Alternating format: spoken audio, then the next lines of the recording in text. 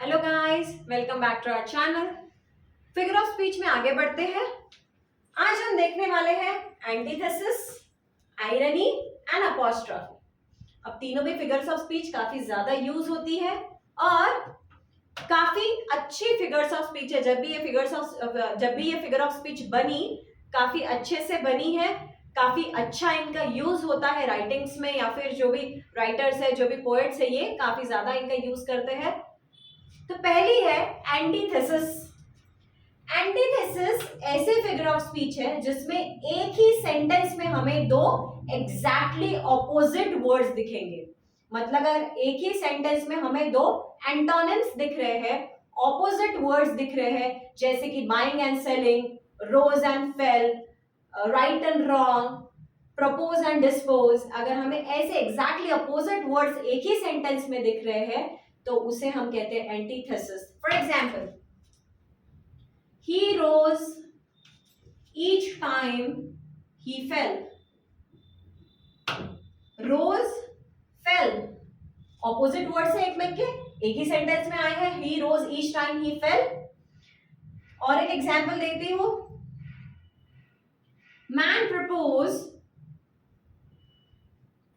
man proposes, God disposes। यहां पे भी propose and dispose एक में के एग्जैक्ट अपोजिट वर्ड्स है। she did right thing at the wrong time। right wrong एक में के एग्जैक्ट अपोजिट वर्ड्स है।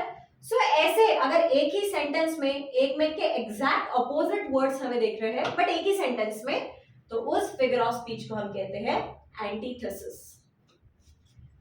आयरनी।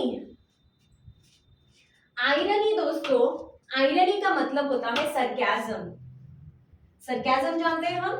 सरकाज़म मतलब हमें बोलना कुछ और होता है, मतलब हमारा मीनिंग कुछ और होता है बोलने का, बट बोलते हम कुछ और है ताकि सामने वाले को बुरा ना लगे, उसे हम कहते हैं सरकाज़म। मतलब रियल मीनिंग जो भी कन्वे किया होता है उसके एग्जैक्टली अपोजिट होता है। The real meaning is exactly opposite to what is conveyed in the sentence। Sentence में जो भी कन्वे किया गया है उससे एक्चुअल मीनिंग एग्जैक्टली अपोजिट होता है। जैसे कि एग्जाम्पल देखते हैं, your contribution to the nation is so little yet you are so great। देश की तरफ तुम्हारा कंट्रीब्यूशन तो बहुत ही ज्यादा कम है, फिर भी तुम कितने महान हो। सरकाज़म, उल्टा बोल रही हूं मैं ये बोलना चाहती हूँ कि सामने वाला इंसान महान है नहीं, मैं तो उसे कोसना चाहती हूँ, मैं तो उसे दोष देना चाहती हूँ कि करता तो वो कुछ है नहीं, फिर भी वो महान है। सो इसे हम कहते हैं आयरनी। जो भी कन्वे किया गया है सेंटेंस में उससे जो एक्चुअल मीनिंग होता है वो एग्जैक्टली अपोजिट होता है। और एक एग्जांपल देखते हैं, thank you for your cooperation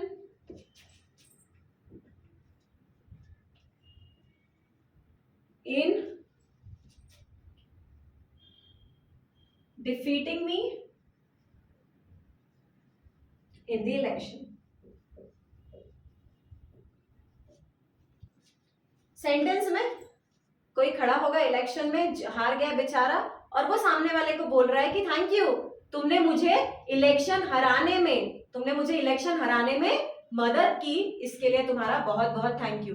वो खुश है क्या इंसान?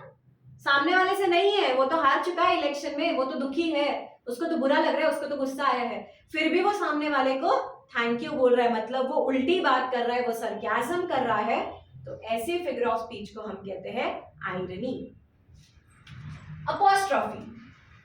अपॉस्ट्रोफी ये स्पेशल टाइप ऑफ पर्सोनिफिकेशन है। हमने लास्ट वीडियो में पर्सोनिफिकेशन पढ़ा। पर्सोनिफिकेशन में हम क्या करते हैं, नॉन लिविंग थिंग्स को हम पर्सन की या ह्यूमन बीइंग की क्वालिटीज असाइन कर देते हैं। अपॉस्ट्रोफी ये स्पेशल टाइप ऑफ पर्सोनिफिकेशन में, अपॉस्ट्रोफी में हम डायरेक्टली नॉन लिविंग थिंग से डायरेक्टली बात करने वाले हैं।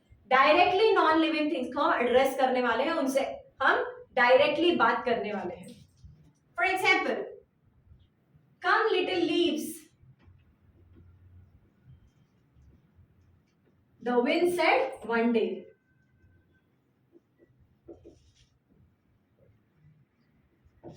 हवा डायरेक्टली पत्तों से बात कर रही है. अब ना हवा लिविंग है ना पत्ते लिविंग है, बट हवा डायरेक्टली पत्तों से बात कर रही है. कम लिटिल लीव्स, चलो मेरे साथ, छोटे छोटे पत्तों मेरे साथ चलो.